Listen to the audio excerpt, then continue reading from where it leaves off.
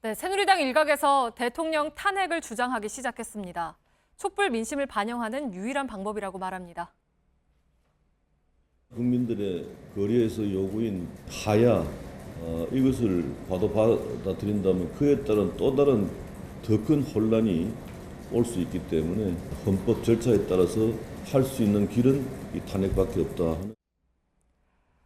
네, 하지만 그렇지 않다는 반론이 나옵니다. 오랜 시간이 걸리는 탄핵 절차 때문에 사안의 본질이 흐려질 가능성이 있다는 거죠. 오늘 팩트체크는 탄핵이 과연 적절한 해법인가 이 부분에 초점을 맞춰보겠습니다. 오대영 기자, 새누리당에서 탄핵을 주장하는 사람은 어느 정도 되는 겁니까? 김무성 대표 외에 전 대표죠. 김무성 전 대표 외에 하태경 의원이 쾌도난마가 될 수 있다. 네. 이런 얘기했습니다. 찬성한다는 뜻이죠. 김성태 의원은 새누리당에서 한 30명 정도가 같이 참여할 수 있다라는 취지로 저런 답변도 했습니다. 네. 그러니까 여당에서 30명이면 지금 야당 의원이 170명이니까 추진을 하기만 한다면 처리될 가능성이 있는 거죠? 그렇죠. 숫자상으로만 보면 그런데요. 네. 새누리당 내에서 지금 입장이 정리된 게 아닙니다. 네. 그래서 저희가요. 오늘은 탄핵 절차에만 초점을 좀 맞춰봤습니다. 탄핵은 이런 과정을 통해서 이루어집니다. 검찰과 특검 수사가 끝난 뒤에 탄핵 사유를 추려냅니다. 국회가 탄핵안을 발의하고요. 본회의에서 처리를 합니다.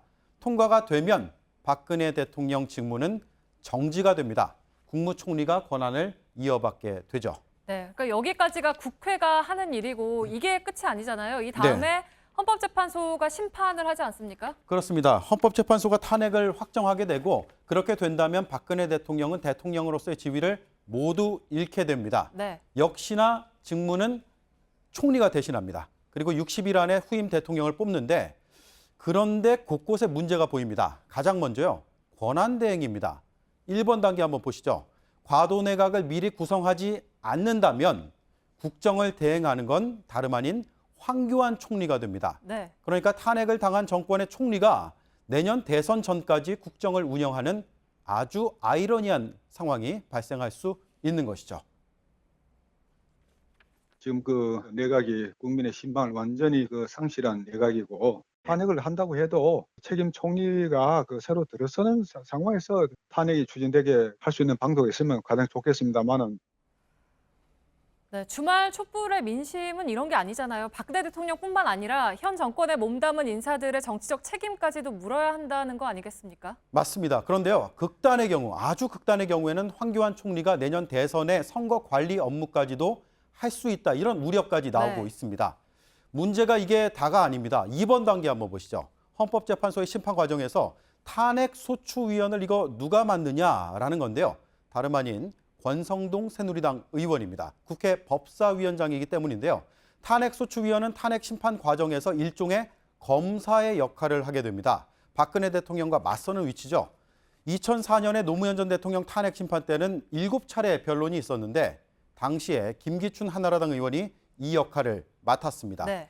물론 권위원의 중립성을 의심한다는 건 아니지만 그럼에도 객관성 논란을 배제할 수는 없는 미묘한 상황이 발생하게 되는 겁니다. 네, 그러면 권성동 의원을 다른 사람으로 교체할 수는 없습니까? 상임위원장 교체 없이는 불가능하죠. 네. 자, 세 번째 문제도 보겠습니다. 시간입니다. 오늘 여야가 합의한 특검은 최장 120일입니다. 헌법재판소 심판의 길게는 180일 걸립니다. 후임 대통령 선거는 60일 정도 소요됩니다. 이거 다 더하면 360일입니다. 네. 거의 1년이죠. 물론 특검과 동시에 탄핵이 추진되거나 헌재가 일정을 좀 서두르면 조금 단축될 수는 있습니다. 그렇더라도 유린당한 헌정 질서를 하루라도 빨리 회복하자. 이런 국민의 요구를 담아내기에는 시간이 너무 많이 걸린다는 겁니다. 네, 헌정 파괴를 회복하는데 길면 1년이 걸린다. 이거는 좀 생각을 해봐야 할 것 같은데요. 어차피 내년 1년 뒤면 차기 대선이 예정돼 있지 않습니까? 네, 그래서 탄핵이 최선의 방법은 아닐 것이다 이런 지적들이 나오고 있거든요. 제도로서 존재하지만 적절하냐는 논의가 있다. 더 나아가서 정치적인 문제를 사법적으로 해결하는 성격이 있다는 비판이 있었습니다. 반대로 탄핵이 가장 합당한 조치인 건 맞지만 최선이 아니라는 견해도 있었습니다. 주말 촛불 민심에서 정치권, 그것도 여당이 자유로울 수 없습니다. 그런데 그날 이후 처음으로 제시한 해법이 헌재 판단에 맡기자는 겁니다.